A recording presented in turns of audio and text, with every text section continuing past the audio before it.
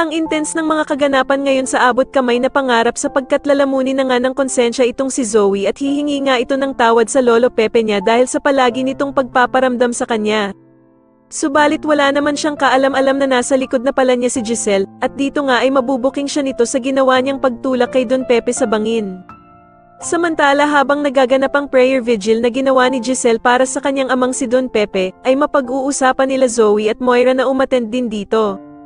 Dito nga magugulat sila Annalyn dahil sa a-attend si Zoe na nakaitim na damit dahil para nga daw itong a-attend ng patay. Samantalang ang bruhang si Moira naman ay dadating na lasing at galing pa nga sa inuman. Kaya naman ay galit na kukumprontahin ni Giselle si Moira at tatanungin niya ito kung bakit daw ito pumunta ng lasing. Sa kabilang banda naman, matapos ngang magdasal ni Doc Robert para sa paggaling ng kanyang amang si Don Pepe, ay bigla naman itong magtatapat ng mga nararamdaman niya kay Lynette. Kaya naman ay ko-comfort siya ni Lynette at yayakapin niya nga si Doc Robert at sasabihin niya na kapag nagising na daw si Don Pepe, ay siguradong magiging proud ito sa kanya.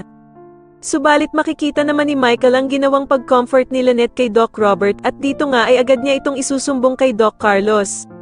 Pero habang nagsusumbong nga itong si Michael kay Doc Carlos ay bigla naman siyang makikita ni Doktora Denise at tatanungin niya nga ito kung bakit kailangan pa daw nitong paalam kay Doc Carlos ang ginagawa nila Lynette at Doc Robert.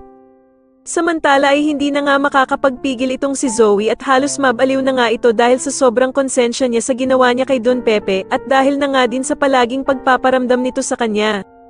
Kaya naman ay pupuntahan niya nga ito at hihingi siya ng tawad sa matanda, subalit wala naman siyang kaalam-alam na nasa likod na pala niya si Giselle, at maririnig nga nito ang mga sinabi niya kay Don Pepe. Sa tingin niyo dito na nga kaya tuluyang mabuking si Zoe sa ginawa nitong pagtulak kay Don Pepe sa bangin na naging resulta ng pagkakaaksidente nito, mas lalo na nga talagang nagiging exciting ang mga susunod na kaganapan kaya naman ay mas lalo pa nating abangan ang mas lalong gumigandang abot kamay na pangarap. Maraming salamat po sa inyong panonood at sana po ay ma-subscribe niyo ako. Maraming salamat po.